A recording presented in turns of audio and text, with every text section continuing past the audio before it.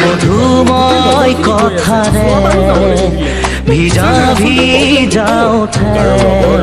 ও মৰম তুমি চিনাকি দিয়াহি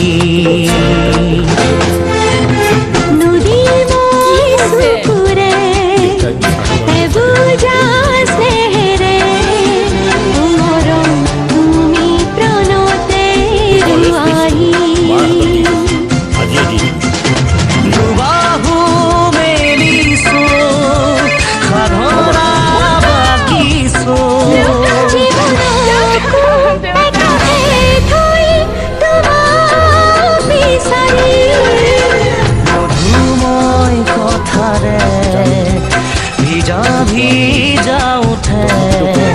ও মৰম তুমি চিনাকি দিয়াহি এতিয়া মই ঘৰখন কেনেকৈ চলাম এটকাও জমা নাই তোক পঢ়োৱা ঘৰ ভাড়া এইবোৰ মই কেনেকৈ মিলাম মইতো একোৱে বুজি পোৱা নাই মা আচলতে দেউতাই দায়িত্ববোৰ এনেকুৱাকে ল'লে যে আমি কোনোদিন মাথাই মাৰিবলগীয়া নহ'ল কিন্তু এতিয়া হেল্ল' স্যাৰ অতুল শৰ্মা হয়নে নহয় মই তেখেতৰ ল'ৰা হয় এইটো এটা জেণ্টেল ৰিমাইণ্ডাৰ যে তেখেতৰ টাৰ্ম ইঞ্চুৰেঞ্চৰ এই মাহৰ মান্থলি প্ৰিমিয়ামৰ ডিউ ডেট পাৰ হৈছে টাৰ্ম ইঞ্চুৰেঞ্চ মোৰ দেউতাৰ টাৰ্ম ইঞ্চুৰেঞ্চ আছে হয় ছাৰ মই এতিয়া চেক কৰি আছো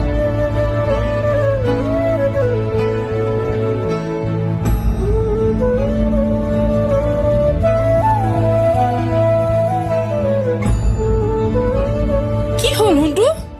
মা আমি গমেই পোৱা নাছিলো দেউতা নোহোৱা হৈ আমাৰ দায়িত্ব লৈ আছে এই পেপাৰ কেইখন লৈ আমি ক্লেইম কৰিব পাৰো আৰু কৰোৰ টকালৈকে কভাৰেজ পাব পাৰো ইমান কম দৰমহা আৰু ইমান বেছি খৰচৰ পাছতো দেউতাই এইবোৰ কেনেকৈ কৰিলে এইবোৰ বৰ খৰচৰ কথা নহয় অকল সৰু মান্থলি প্ৰিমিয়াম এটা দিয়ে দেউতাই কৰোৰলৈকে কভাৰেজ চিলেক্ট কৰিছিলে ইয়াত জটিল ৰোগ আৰু এক্সিডেণ্টেল প্ৰটেকশ্যন ইনক্লুড হৈ আছে ক্লেইম প্ৰচেছটো একেবাৰে সহজ হয় বাছ ইয়াত দিয়াৰ নম্বৰটোত ফোন কৰিব লাগে মই ভাবিছিলো আপুনি মোক ভালেই নাপায় সেইবাবে সৰু সৰু ফূৰ্তিবোৰ কৰিব নিদিয়ে